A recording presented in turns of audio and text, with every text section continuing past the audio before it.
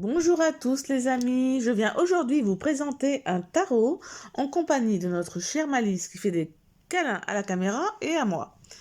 Donc elle veut pas me laisser tranquille, hein toi ma fille. Oh oui, oui.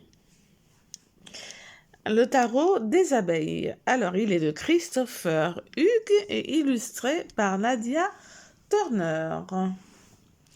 Alors c'est une très belle boîte, entre 16 et 17 cm. Voyez, comme elle est magnifique. Voyez, un exemple de carte. Récolter le doux nectar de l'intuition et goûter au miel de la divination. C'est joliment dit. Célébrer l'alliance avec nos amies protectrices, les abeilles. Grâce à ces magnifiques cartes qui s'inspirent de leur qualité, de leur façon de vivre, ainsi que de tous leurs attributs symboliques, mythologiques et culturels. En phase avec les rythmes de la nature, ce tarot vous invite à déployer vos ailes et vos antennes pour recevoir la sagesse de ses guidances et vibrer de plaisir.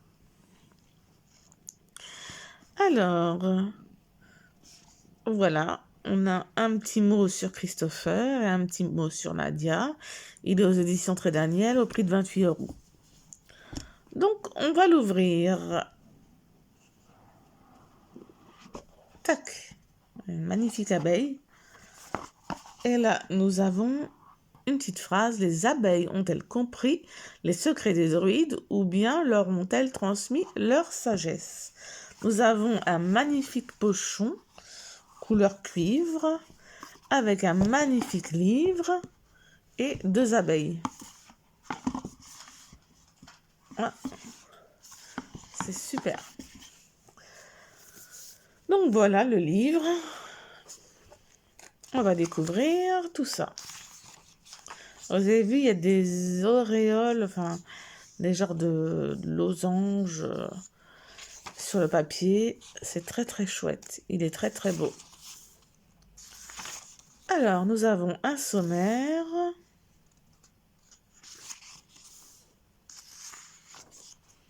Une introduction. Le monde magique des abeilles.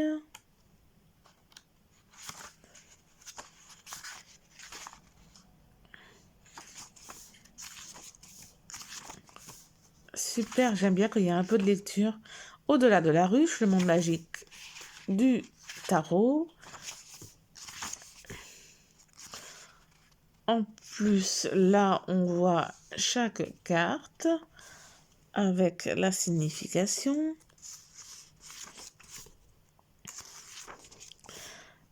La danse frétillante, comment lire le tarot. Les tirages, nous avons le tirage des 4 abeilles.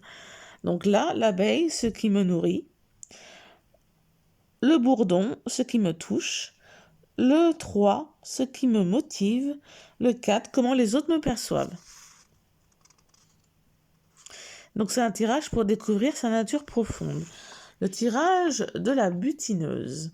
Vous pouvez pratiquer ce tirage lorsque vous démarrez un nouveau projet, un nouveau travail ou une nouvelle aventure. La situation actuelle, ce que je recherche. Ce dont j'ai besoin, ce que je veux, ce dont je ne suis pas conscient, mes attentes, le résultat.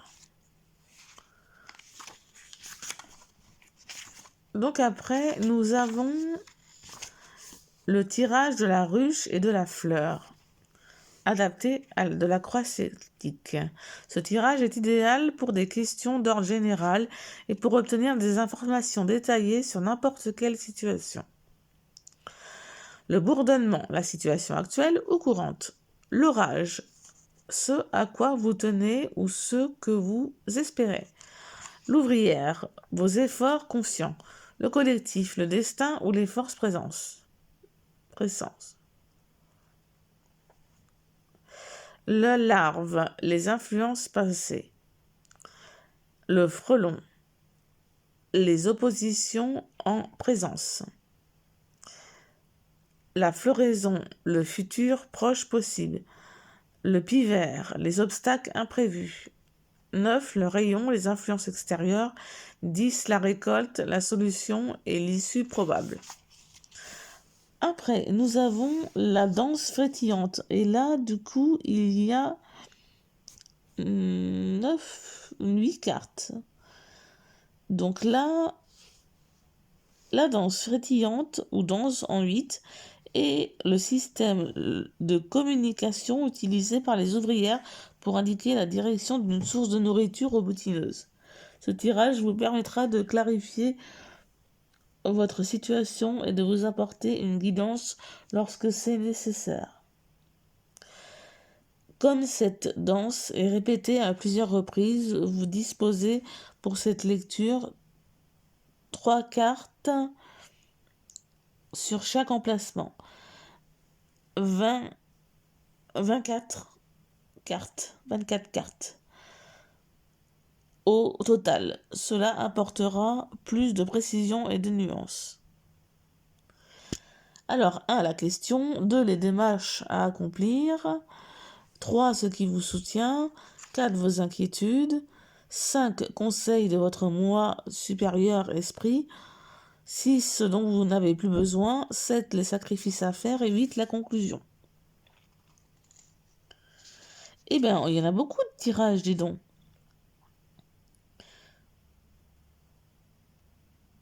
Je relisais ça.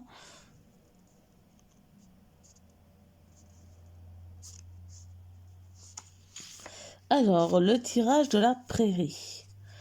Donc là, il y a la situation actuelle ou le problème en cours, ce que j'espère, les forces invisibles en jeu et la nature de mes inquiétudes, les conseils qui me sont offerts, l'issue probable. Après, nous avons le tirage des castes, oui ou non. Alors, utilisez cette méthode lorsque vous avez besoin d'une réponse rapide à une question urgente ou envie de clarifier une situation. Il y a 3 emplacements dans ce tirage.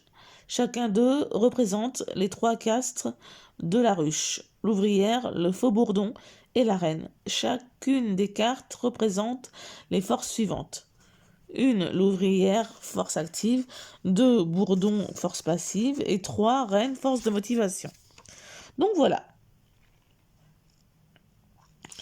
Je ne vais pas tout vous lire, mais ça vous donne vraiment une vue générale de ce que ça propose. Donc nous avons donc la carte de l'apiculteur avec des mots-clés, un texte, la signification droite et inversée. Et là, c'est ce que j'aime bien, c'est qu'il y a beaucoup d'explications. Beaucoup d'explications divinatoires. Vous allez voir, les cartes sont magnifiques.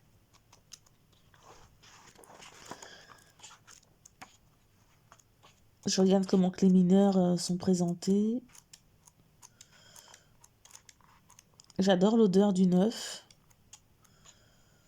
Les arcanes mineurs.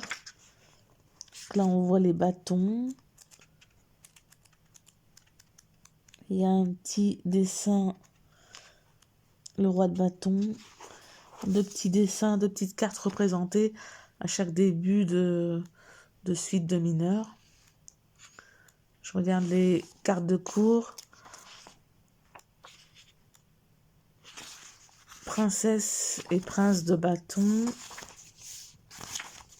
Reine et roi.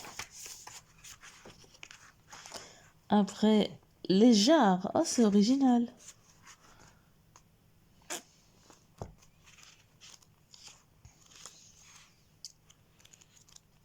Les épées. Les deniers. Donc les jarres, ça remplace les coupes. Donc à la fin, nous avons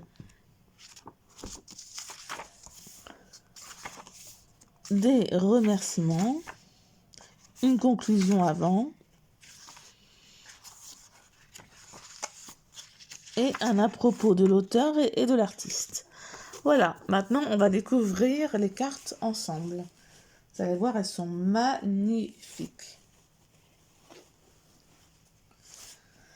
Donc voici le dos. Alors c'est des cartes assez fines.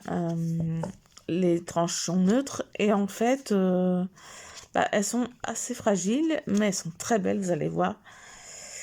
Alors Je vous laisse les découvrir tranquillement.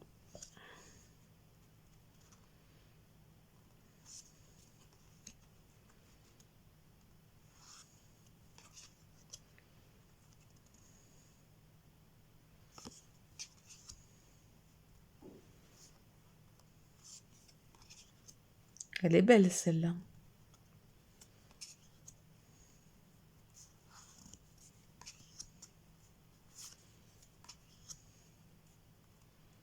La force, j'adore. L'ermite, j'adore cette carte.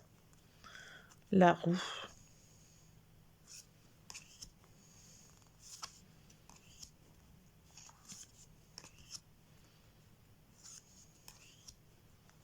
Waouh. Le diable. Oula. Trop, c'est magnifique. La lune, j'adore. J'ai hâte de les mélanger, d'en tirer une. Le soleil. La renaissance, elle est magnifique. Le monde. Et ensuite, nous passons à la suite de bâtons.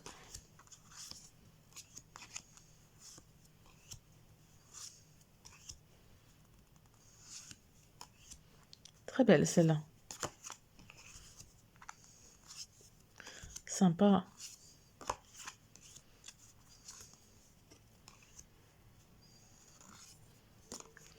J'espère que j'ai pas trop d'espace de stockage saturé sur mon téléphone. Ah, avec le petit chat, le lynx, j'ai envie de dire. Si je dis pas de bêtises.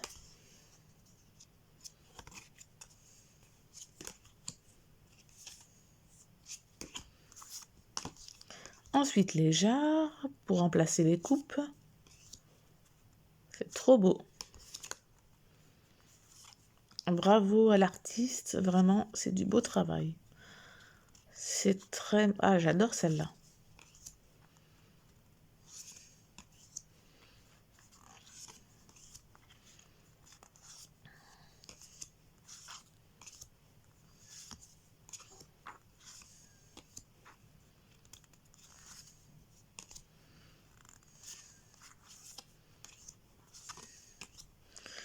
Ensuite, on passe aux épées.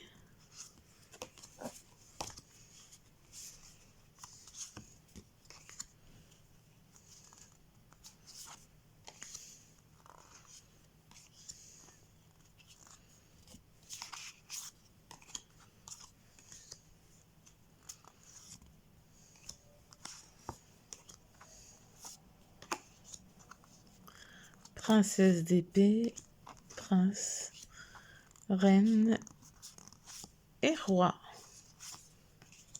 Les deniers. Alors, je les remets bien comme ça. Hop là. Magnifique. Paysage enneigé. Le 3, le 4, le 5, le 6, le 7. Ils sont très belles, le 8. 9 et 10. Et en fait, elle est belle celle-là. J'adore. Bon, maintenant, on va les mélanger et en tirer une. Alors, moi, j'ai des petites mains, donc je les mélange comme ça. Ah bah, il y en a une qui est sortie direct. C'est laquelle? Eh bien, dis donc, j'ai ma minette qui fait des folies. Alors, nous avons la roue, la roue, n'importe quoi. Le roi de denier. Ma petite malice. Ah, dis donc. Donc voilà, on va lire dans le bouquin à quoi ça correspond. Quelle signification? Non, malice. Le roi de denier. Non, malice.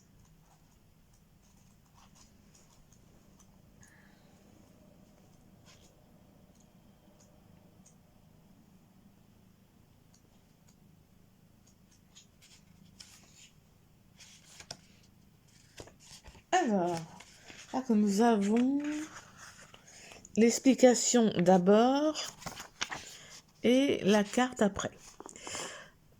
Donc ça, oui, il y a des fois l'illustration est avant et des fois l'illustration est après.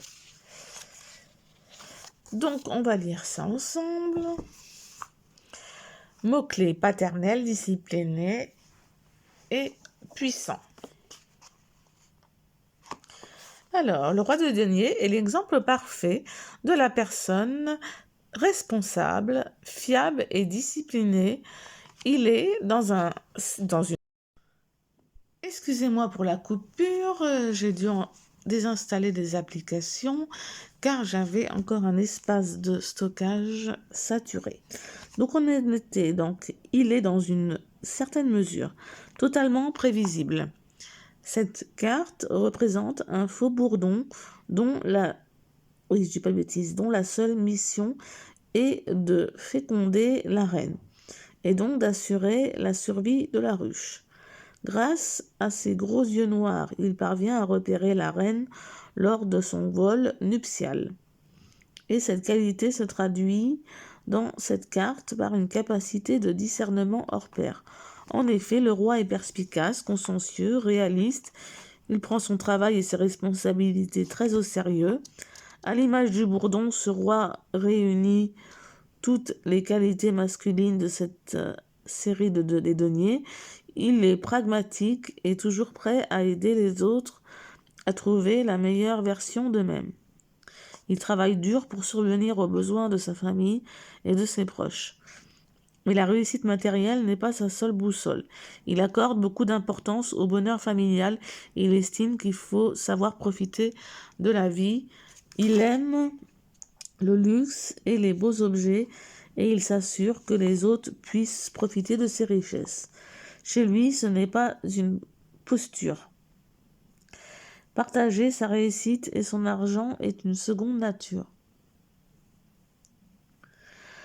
Alors, en explication droite, c'est la personne vers qui se tourner lorsqu'on a besoin d'un tuyau en matière de gestion financière. Elle a toutes les qualités pour devenir comptable ou conseiller juridique. Grâce à son intelligence vive et son esprit pratique, elle excelle dans les gestions de crise et elle a le chic pour résoudre n'importe quel problème. Mais ne lui demandez pas de manifester sa tendresse. Elle est assez maladroite dans ce domaine. C'est cependant une personne chaleureuse qui saura vous montrer son attachement. Et en inversé, cette carte indique une personne qui a tendance à tomber dans les excès de nourriture, d'alcool et autres plaisirs. Souvent endettée, elle enchaîne les problèmes d'argent. Elle aime s'entourer de biens matériels, mais ne les collectionne qu'en fonction de leur valeur. La plupart du temps, elle ne s'en sert jamais. Elle peut se montrer grossière et totalement insensible aux besoins des autres. Voilà pour la présentation de ce magnifique tarot. J'ai été très contente de vous retrouver en compagnie de la petite Malice qui maintenant est sage, tant mieux. Donc voilà, donc je suis vraiment très contente et donc j'ai hâte de vous présenter d'autres jeux, pas forcément que ceux qui viennent de sortir, mais pourquoi pas aussi des anciens, ceux que j'ai depuis un moment que j'ai pas forcément présentés. Donc voilà, je vous fais plein de gros bisous et je vous dis à bientôt. Bisous bisous.